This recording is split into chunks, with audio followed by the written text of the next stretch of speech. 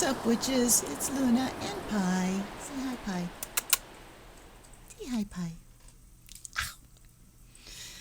And fuck. This is take 2. Because the first one of this I shot and all wrapped up, and I went to edit to find that my microphone was off the whole time. So here I am shooting again for your Friday Oracle unboxing. And today is Titania's fortune cards. Let me get comfortable here. Why don't I ever do this before I hit record? Who knows? Okay.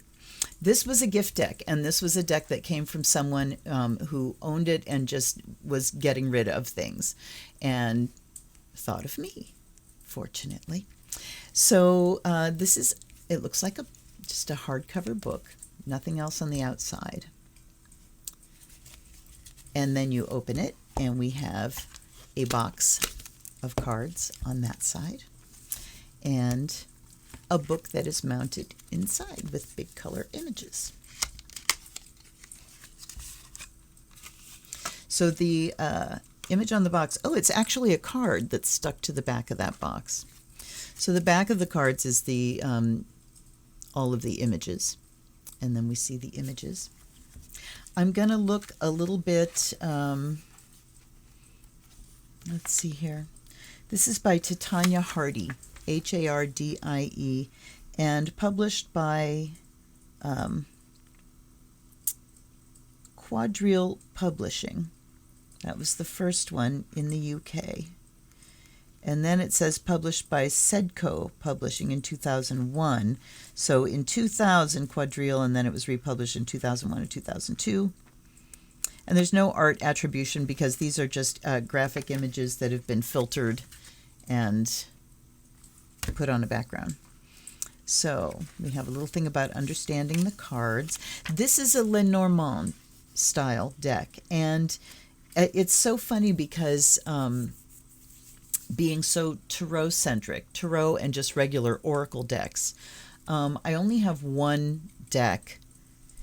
I think I only have one that is actually called Lenormand. And so I didn't really have that term. And when I started doing these videos and really looking over my whole collection and starting to see, you know, these decks, oh, this type of deck and this type of deck, and then my wonderful viewers have informed me that use the Lennies, have given me information and guidance.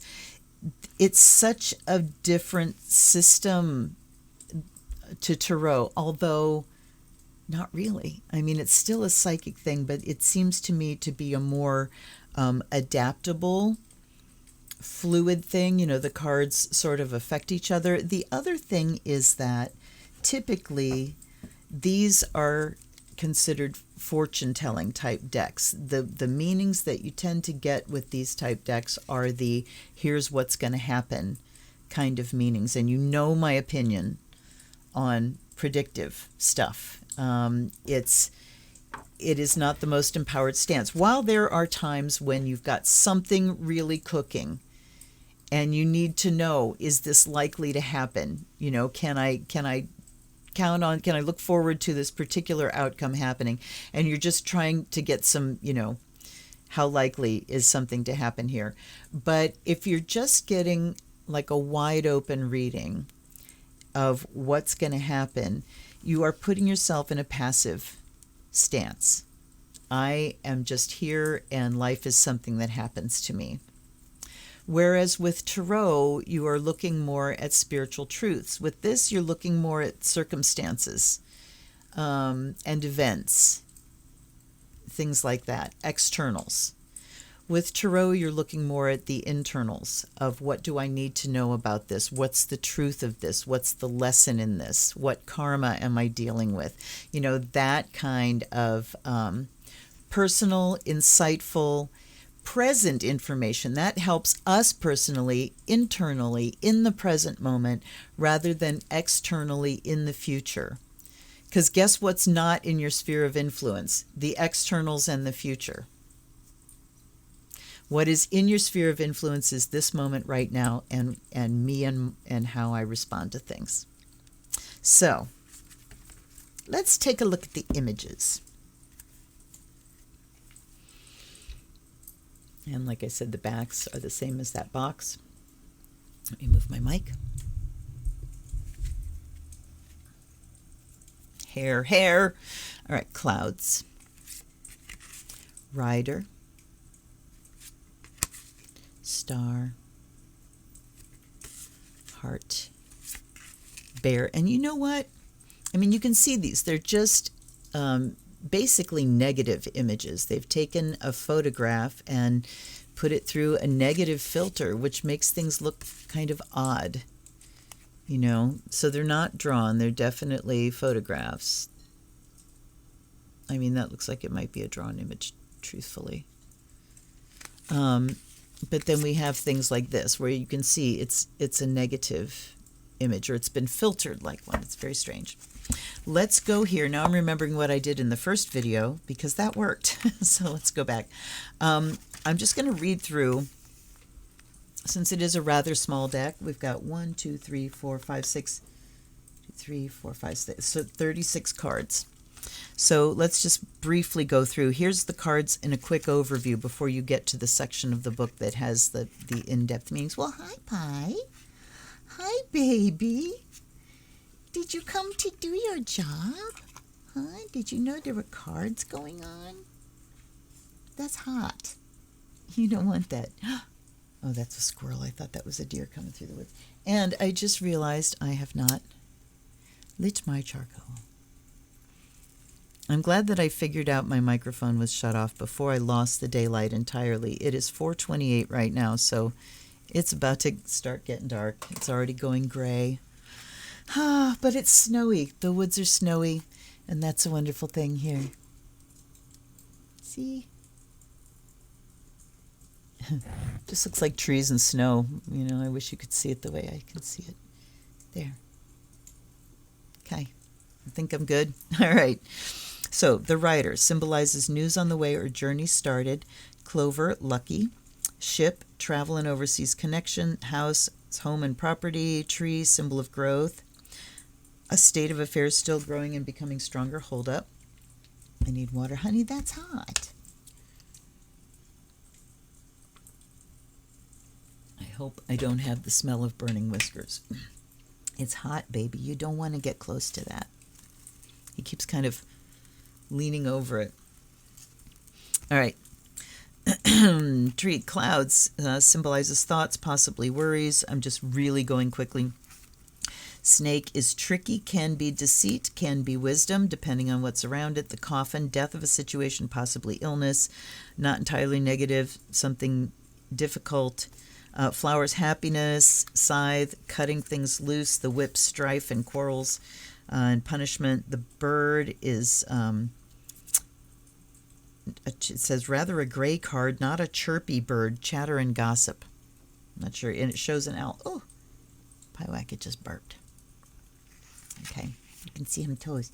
I see him Pete's right there. Look at, he got Pete's. Okay. The child, children, early stages of something. The fox, some sly, clever. Bear is big and strong. Star, shining future. Wishes come true. Stork, loyalty, but also travel. Dog is friendship. Tower is about power and accomplishment. The garden is positive. Meeting place, business. Mountain can be an obstacle or something big or large. Sweetie, that's very, very hot. Oy. A road is a new direction, travel. Mouse says rather dark, loss, someone not to be trusted. So think about mice coming in and stealing things. Okay. Heart, happy and positive. The ring is a relationship. The book talks about things to be revealed, learning, publishing. Letter is news or a contract. Pyewacket. Goodness. The man is a man, the woman's a woman. Lily, bright, professional life, or sometimes illness. Okay, sun, beautiful, warm. The moon is invitation or proposition. The key, overcoming pain, also a clue as to the reason for something. You're going to lay down? You can lay down. The fish is a fortune, money, sometimes dreams. The anchor is security, things remaining settled. Okay, cross can be destiny or a burden. There we go. That's that. That was quick.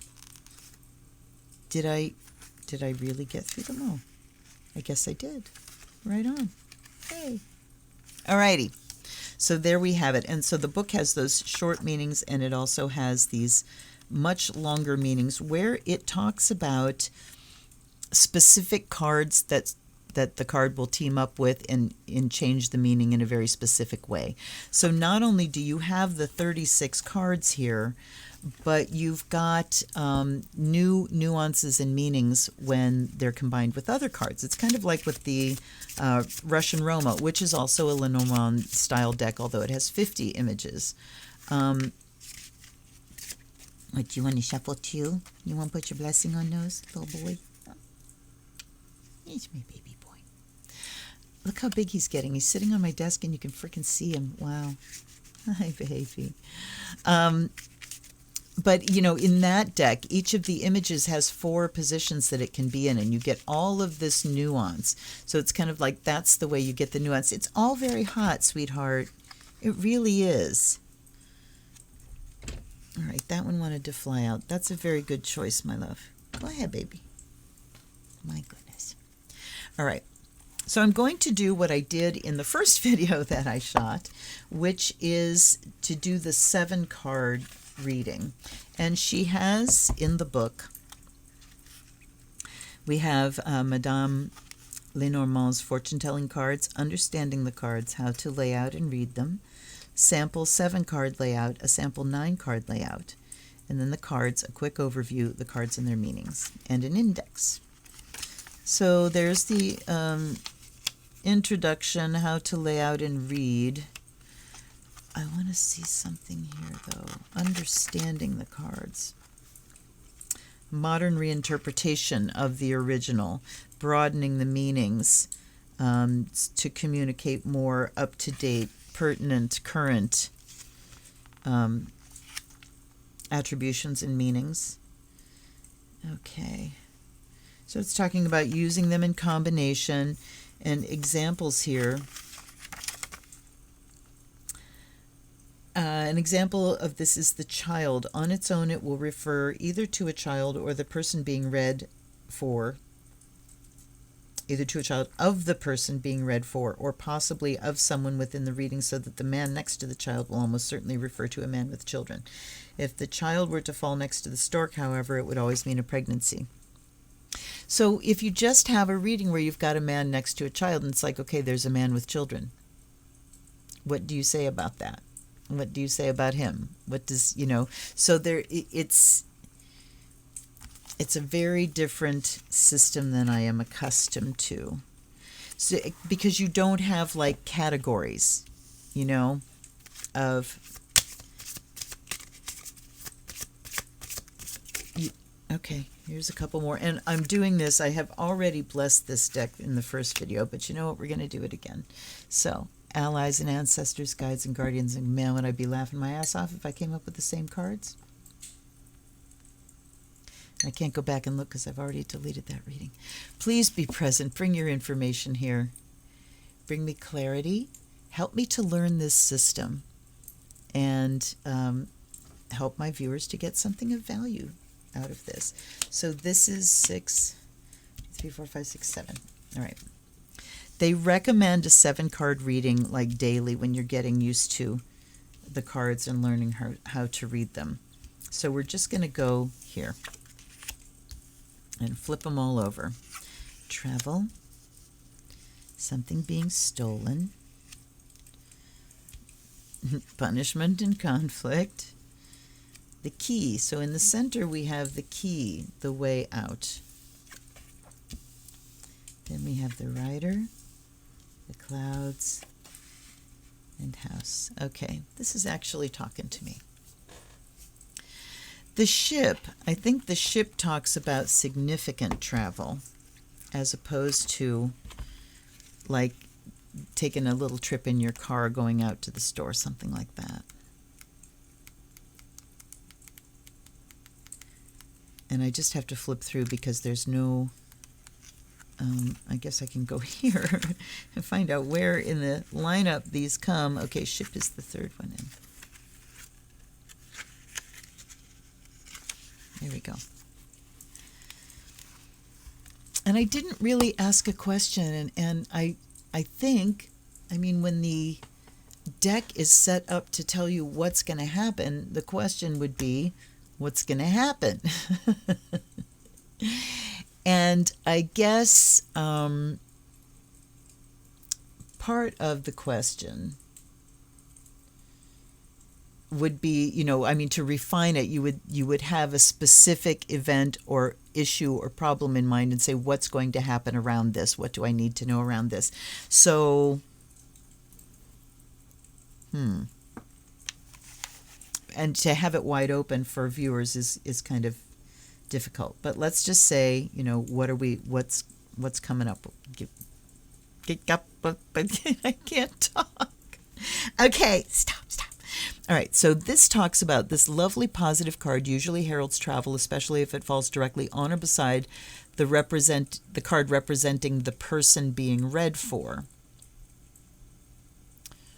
Well, we didn't use one of those cards in this reading. And it said let me backtrack here, you guys, sorry. 7 and 9 card layouts. Okay, build up familiarity with the cards themselves. It's interesting to shuffle the pack and place 7 cards in a row for a quick feel of how things are on a daily basis. 9 card. There was, okay, sample 7 card layout. Best choice for a very quick layout, can be done every day. All right, certainly a good idea as you're getting used to the cards to do a spread of 7 every day for a few weeks to see how to use them and to familiarize yourself with all the cards. It's especially interesting if the same things keep coming up. So you shuffle, take 7, and then just sort of look at them in a row. So it doesn't talk about using a significator here. And this one, the 9 card, doesn't talk about using a significator. So I guess it's important, you know, if it just happens to fall next to the card that indicates the person being read. Confusing. All right. Furthermore, the ship indicates important travel, whereas the road and the rider combined might suggest a short trip. Next to the woman, the man, or the house, it describes any one of these from overseas. Describes any one of these from overseas. Oh, a woman or a man from overseas, or those who are about to travel. If the ship is supported by cards relating to business, such as garden, fish, or lily, nope, expected important improvement in your fares. So, travel, you can talk about your ships come in. If it falls near the other foreign card, the mountain, but it doesn't. The house is at all the way at the other end. All right, so it's not near any of the ones that are being mentioned here. Let's go to mouse, which I think was about loss and things being stolen.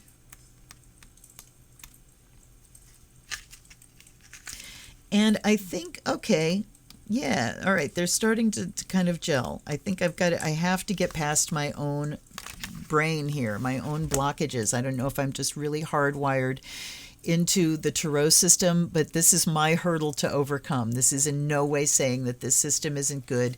This is all about getting past my own head here, because this can talk about travel and loss. And if we look collectively, what have we lost? This is talking about the loss of the ability to travel and see families and the things that we want to do, whether that's from lack of money, you know, pandemic, but some people are traveling anyway.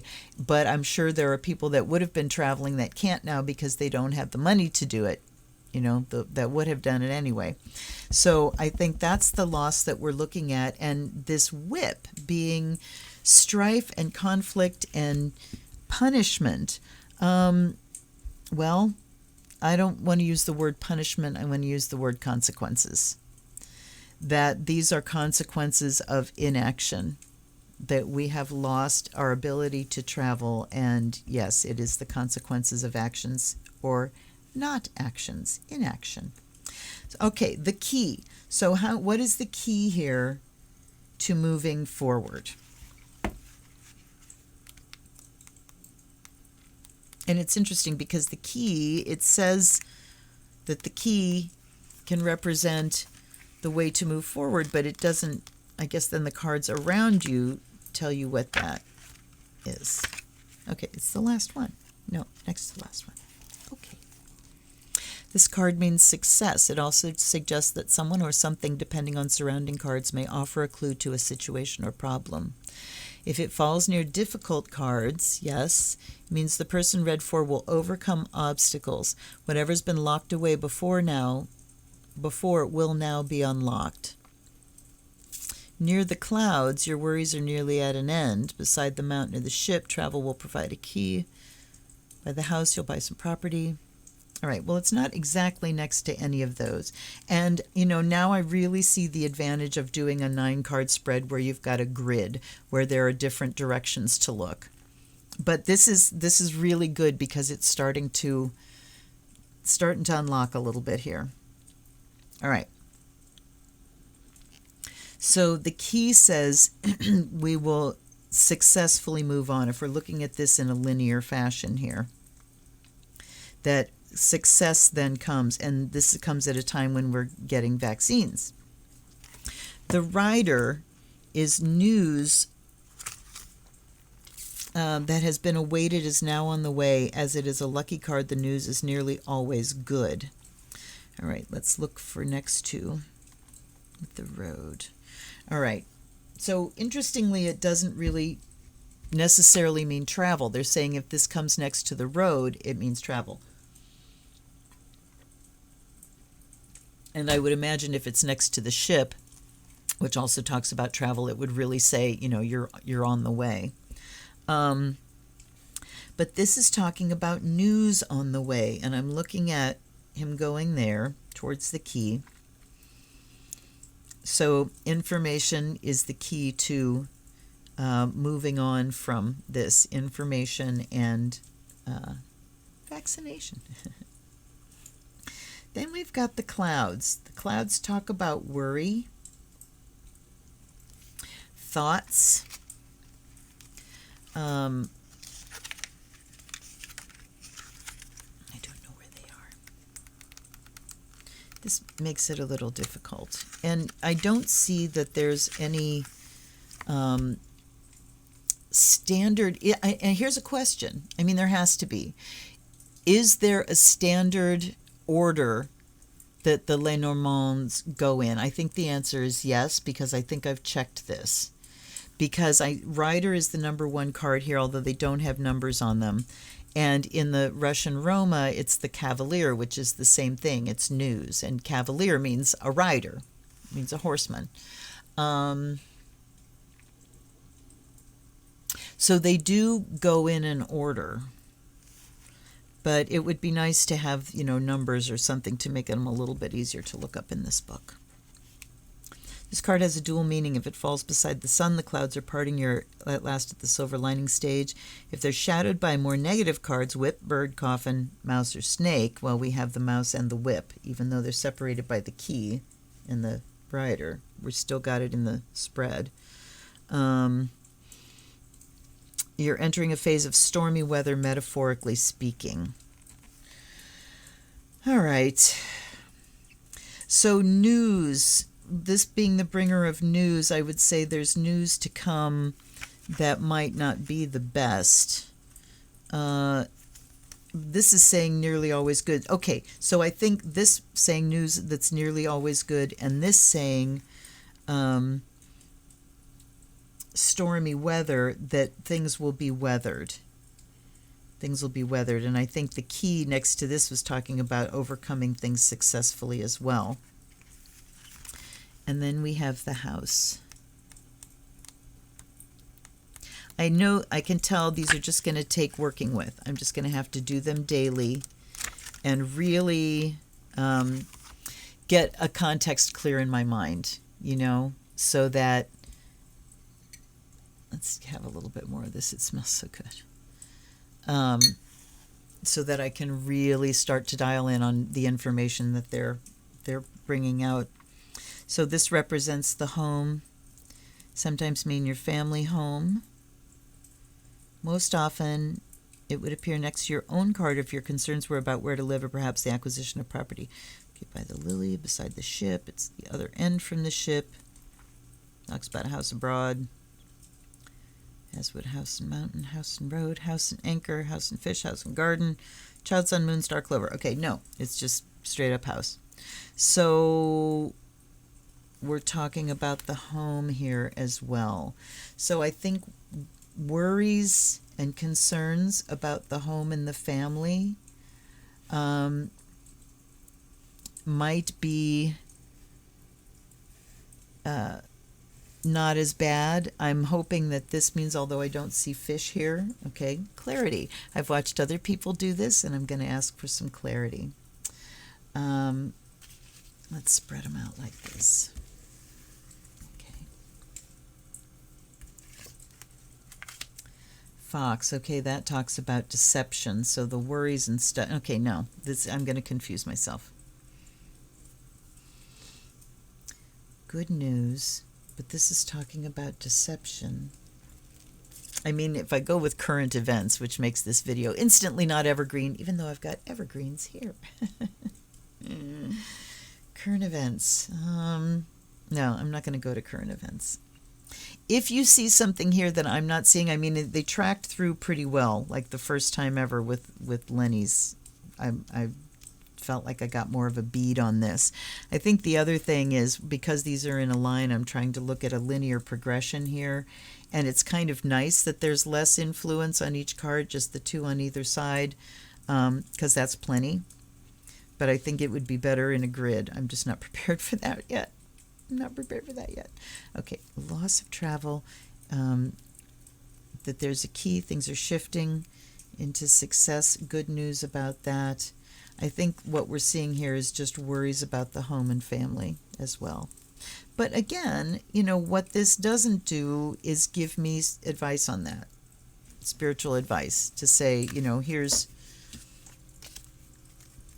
are the lessons that can be learned, and here's a, you know, good way to approach. And so that's what I'm missing with these.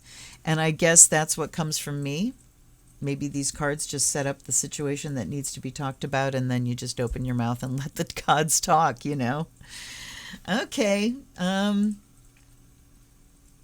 Very interesting system, and I look forward to really moving with it. But I also have to say, whenever I have seen them used, it really is in that mode of what's going to happen. Let me see what's happening with other people. Show me what's happening. Show me what's going to happen. And again, that puts the focus on all these externals. And to me, there's a little bit of a vibe. This is going to sound so snotty.